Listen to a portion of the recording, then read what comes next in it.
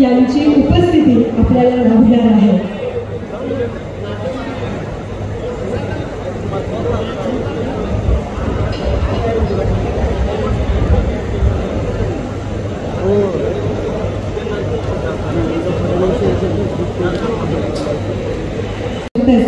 किंवा सोलापूर शहरामध्ये काही कामानिमित्त त्यांना यायचं असेल तर सोलापूर आता सर्वांच्या जवळचा झालेला आहे, जगाशी जोडला गेलेला आहे।